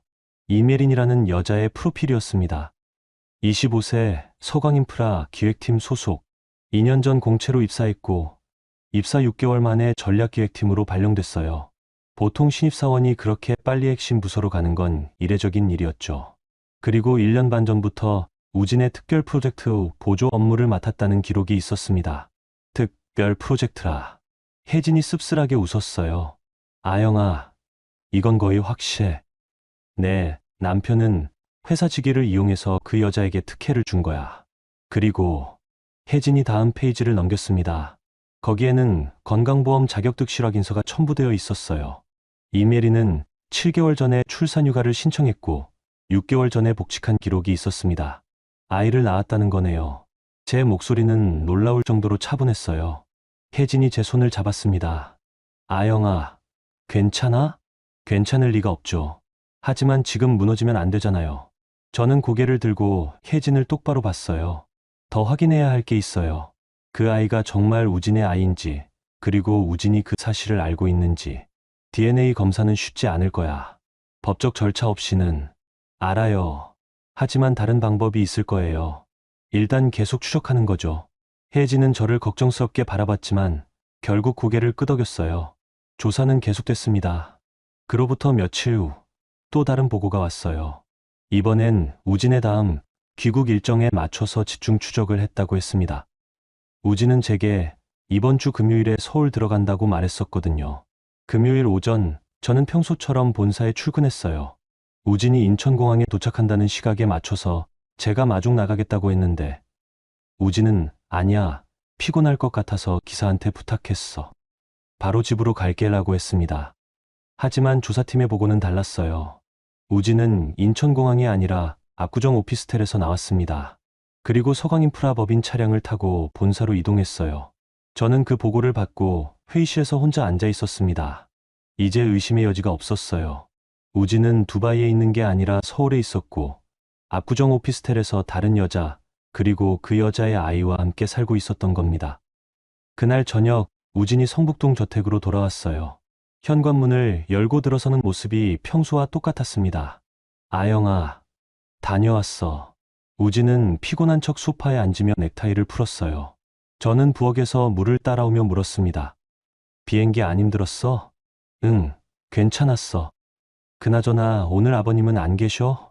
응, 지방 출장 가셨어. 내일 저녁에 오신대. 그래? 그럼 오늘은 우리 둘이네. 우진이 웃으며 제 손을 잡아당겼어요. 저는 그 손을 뿌리치고 싶었지만 참았습니다. 아직 때가 아니었거든요. 오빠, 씻고 와. 저녁 준비할게. 응, 고마워. 우진이 욕실로 들어가고 저는 부엌에 혼자 서 있었어요. 저녁을 준비하면서도 머릿속은 복잡했습니다. 지금 당장 모든 걸 들이대고 싸울 수도 있었어요. 하지만 그건 현명한 방법이 아니었습니다. 혜진이 말했었죠. 감정적으로 대응하면 오히려 네가 불리해질 수 있어. 법적으로 완벽하게 준비하고 한 방에 끝내야 해. 저는 그 말을 믿기로 했습니다. 저녁 식사를 하면서 우진은 두바이 이야기를 늘어놨어요. 현장에서 있었던 일들, 힘들었던 순간들, 그리고 곧 프로젝트가 마무리 단계에 접어든다는 이야기까지요. 모든 게 거짓말이었습니다. 아영아, 나 이번 프로젝트 끝나면 서울에 완전히 돌아올 수 있을 것 같아. 정말? 응. 아마 두세 달 후면 될 거야. 그럼 우리 다시 예전처럼 지낼 수 있어. 우진은 진심으로 기쁜 듯 웃었어요. 저는 그 웃음이 너무 자연스러워서 오히려 소름이 돋았습니다. 어떻게 이렇게 태어날 수 있을까요? 그래, 그럼 좋겠다. 저도 웃으며 대답했어요. 우리는 마치 아무 일도 없는 부부처럼 저녁을 먹었습니다. 그날 밤, 우진은 금방 잠들었어요. 저는 옆에 누워서 천장을 바라봤습니다. 3년 전 결혼식 날이 떠올랐어요. 우진이 제 손을 잡고 평생 너만 사랑할게라고 약속했던 그 순간이요. 그때 저는 정말 행복했었거든요. 하지만 지금은 그 약속이 얼마나 가벼웠는지 알 것 같았습니다. 저는 조용히 일어나 서재로 갔어요. 그리고 노트북을 켜서 혜진에게 메시지를 보냈습니다. 혜진아, 계속 진행해. 모든 증거 확보하고 법적 대응 준비해줘. 혜진의 답장은 금방 왔어요. 알았어. 아영아, 힘내. 내가 옆에 있어. 저는 노트북을 끄고 창밖을 바라봤습니다. 성북동 저택에서 내려다 보이는 서울 야경이 차갑게 빛나고 있었어요. 예전엔 이 풍경이 아름답다고 생각했는데 이제는 그냥 불빛 덩어리로만 보였습니다. 다음 날 우진은 본사에 출근했어요. 저도 전략실 업무 때문에 본사에 있었는데 점심시간에 우연히 복도에서 우진을 봤습니다. 그런데 우진 옆에 젊은 여직원이 서 있더라고요. 보고서에서 봤던 얼굴이었어요. 임예린. 그 여자는 우진에게 뭔가 서류를 보여주며 설명하고 있었고 우진은 고개를 끄덕이며 듣고 있었습니다. 둘 사이의 거리가 너무 가까웠어요. 저는 그 장면을 멀리서 지켜봤습니다. 예린은 우진을 올려다보며 미소 짓고 우진도 편안하게 웃어주더라고요. 마치 오래된 연인처럼요. 그 순간 제 가슴 속에서 무언가 부서지는 소리가 들렸어요. 하지만 저는 표정 하나 바꾸지 않고 그 자리를 지나쳤습니다. 우진이 저를 보고 아영아라고 불렀지만 저는 그냥 가볍게 손만 흔들고 갔어요. 엘리베이터 안에서 혼자 서 있을 때 거울에 비친 제 얼굴을 봤습니다. 창백했지만 무너지지 않았어요. 윤하영은 아직 서 있었습니다. 그날 오후 김상철 시장님께서 다시 저를 찾아오셨어요. 이번엔 더 구체적인 정보를 가지고 오셨더라고요. 사모님, 법인카드 사용 내역을 더 추적해봤습니다. 실장님이 건넨 자료를 보니 압구정 오피스텔 관리비, 공과금뿐 아니라 백화점 유아용품, 구매 내역, 산후조리원 비용까지 전부 서강인프라 법인카드로 결제되어 있었어요. 회사 돈으로 아이까지 키우고 있었네요. 제 목소리는 차갑게 식어 있었습니다. 실장님도 안타까운 표정으로 고개를 끄덕이셨어요. 사모님, 이 정도면 회장님께 보고드려야 하지 않겠습니까? 아니요. 아직 아니에요. 조금만 더 기다려주세요. 제가 직접 확인하고 싶은 게 있어요. 저는 실장님을 보내고 혼자 생각에 잠겼습니다. 이제 남은 건 하나였어요. 직접 확인하는 것. 그 오피스텔에 가서 내 눈으로 보는 거였습니다. 며칠 후, 우진이 다시 두바이로 출장 간다며 집을 나섰어요. 저는 평소처럼 배웅했습니다. 잘 다녀와. 조심해. 응, 사랑해. 나도. 우진이 떠나고 저는 곧바로 조사팀에 연락했어요. 우진의 동선을 실시간으로 추적해달라고요. 예상대로 우진은 인천공항이 아니라 압구정 오피스텔로 향했습니다. 저는 혜진과 함께 차를 타고 그곳으로 갔어요. 오피스텔 건물 앞 주차장에서 기다리며 저는 손이 떨리는 걸 느꼈습니다. 혜진이 제 손을 잡아줬어요. 아영아, 지금이라도 돌아갈 수 있어. 조사팀 보고만으로도 충분해. 아니요. 제가 직접 봐야 해요. 그래야 후회 없이 끝낼 수 있을 것 같아요. 저는 차에서 내려 오피스텔 건물로 걸어갔습니다. 엘리베이터를 타고 해당 층에 올라가서 복도 끝에 있는 그 집 앞에 섰어요. 문틈으로 불빛이 새어나오고 있었습니다. 안에서 사람들의 목소리가 들렸어요. 저는 숨을 죽이고 귀를 기울였습니다. 그리고 그 순간 제가 들은 건 아이의 울음소리였어요. 아이의 울음소리가 문 너머로 들려왔습니다. 그 소리를 듣는 순간 제 심장이 멈춘 것 같았어요. 머리로는 이미 알고 있었지만 귀로 직접 듣는 건 완전히 다른 차원의 충격이었습니다. 괜찮아, 괜찮아. 아빠, 여기 있잖아. 우진의 목소리였어요. 제가 3년간 들어온 그 따뜻한 목소리가 지금 다른 아이를 달래고 있었습니다. 저는 문에 등을 기대고 천천히 주저앉았어요. 다리에 힘이 풀렸거든요. 오빠, 오늘은 오래 있을 수 있죠? 젊은 여자의 목소리가 들렸습니다.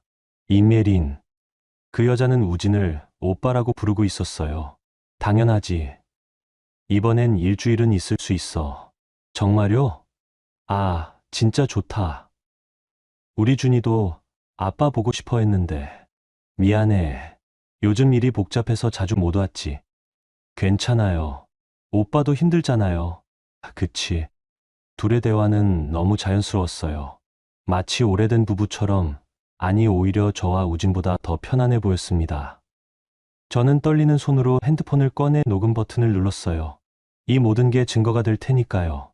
예린아, 미안한데 기저귀 좀 가져다 줄래? 네, 잠깐만요. 발소리가 가까워지더니 문 쪽으로 왔어요. 저는 급히 복도 끝 비상계단 쪽으로 몸을 숨겼습니다. 문이 열리고 예린이 현관 앞 신발장에서 뭔가를 꺼내는 소리가 들렸죠. 잠깐 열린 문틈으로 안이 보였어요. 거실엔 아기 침대와 놀이 매트가 깔려 있었고 벽에는 아기 사진들이 붙어 있었습니다. 완벽한 가정의 모습이었어요. 제가 그토록 원했던 모습이요. 문이 다시 닫히고 저는 비상계단에 주저앉았습니다. 더 이상 들을 필요가 없었어요. 이미 충분히 봤고 충분히 들었으니까요. 저는 천천히 일어나 건물 밖으로 나왔습니다. 주차장에서 기다리던 혜진이 저를 보자마자 달려왔어요. 아영아, 괜찮아? 저는 대답 대신 그냥 고개를 끄덕였어요. 말을 하면 무너질 것 같았거든요. 혜진이 저를 부축해서 차에 태웠습니다. 차 안에서 저는 핸드폰을 혜진에게 건넸어요. 녹음했어요. 다 들어있을 거예요. 혜진이 녹음 파일을 재생했습니다. 아이 울음소리, 우진의 다정한 목소리, 예린과의 자연스러운 대화까지 모두 담겨 있었어요. 혜진의 얼굴이 굳어졌습니다. 아영아, 이건 충분하죠? 충분해. 이걸로 불륜 증거는 확실해. 그리고 회사 법인 자산 유용까지 입증할 수 있어. 저는 창밖을 바라봤습니다. 압구정동의 화려한 불빛들이 흐릿하게 보였어요. 눈물이 고였지만 떨어지지는 않았습니다. 혜진아, 이제 시작할 거예요. 뭘? 끝내는 거요. 제대로요. 혜진이 제 손을 꽉 잡았어요. 알았어. 내가 도와줄게. 끝까지. 다음 날부터 저는 본격적으로 움직이기 시작했습니다. 먼저 혜진과 함께 법무법인에서 이혼 소송 준비에 들어갔어요. 단순한 이혼이 아니라 우진의 모든 잘못을 법적으로 입증하고 최대한의 책임을 묻는 전략이었습니다. 일단 불륜 증거는 확보했어. 녹음 파일, 사진, 법인카드 사용 내역까지 다 있으니까 이혼 소송에서 유리한 위치를 차지할 수 있어. 혜진이 노트북을 켜며 설명했어요. 그런데 더 중요한 건 내 남편이 회사 자산을 사적으로 유용한 부분이야. 이건 배임죄로 형사 고발도 가능해. 배임죄요? 응. 대표이사로서 회사 자산을 개인 용도로 사용했으니까 오피스텔 임차료, 관리비, 생활비까지 전부 법인 돈으로 썼잖아. 이건 명백한 배임이야. 저는 고개를 끄덕였어요. 우진을 단순히 바람핀 남편으로만 끝낼 생각이 없었습니다. 그는 회사 대표로서 장인의 신뢰를 배신한 사람으로서 모든 책임을 져야 했어요. 그리고 한 가지 더. 혜진이 조심스럽게 말했어요. 이메린, 그 여자도 문제가 될 수 있어. 대표와 부적절한 관계를 맺으면서 인사상 특혜를 받았다면 이것도 문제거든. 특혜요? 응. 신입사원이 6개월 만에 전략기획팀으로 발령받는 건 이례적이야. 게다가 대표 직속 프로젝트에 배치된 것도 그렇고 조사해보면 더 나올 거야. 저는 잠시 생각에 잠겼습니다. 예린이라는 여자도 피해자일 수도 있었어요. 하지만 녹음 파일 속 그녀의 목소리는 전혀 피해자 같지 않았습니다. 오히려 당당했고 자신의 위치를 확신하고 있었어요. 혜진아, 모든 걸 다 조사해줘. 예린이 회사에서 받은 모든 혜택, 우진과의 관계가 시작된 시점, 임신과 출산 과정에서 회사 복지를 어떻게 이용했는지까지요. 알았어. 인사팀 기록이랑 급여 명세서, 복지 사용 내역까지 다 확보할게. 며칠 후 혜진으로부터 추가 보고가 왔어요. 예상보다 더 많은 문제점이 드러났습니다. 이메리는 입사 1년 차에 파격적인 보너스를 받았고 2년 차엔 대리로 승진했어요. 보통 34년 걸리는 승진을 2년 만에 한 겁니다. 그리고 출산휴가와 육아휴직을 합쳐서 거의 8개월을 쉬었는데도 복직 후 바로 팀장급 프로젝트에 투입됐더라고요. 이건 명백한 특혜야. 다른 직원들은 절대 받을 수 없는 대우거든. 혜진의 말에 저는 쓴웃음을 지었어요. 우진은 회사 돈으로 내연녀를 키우고 회사 인사 시스템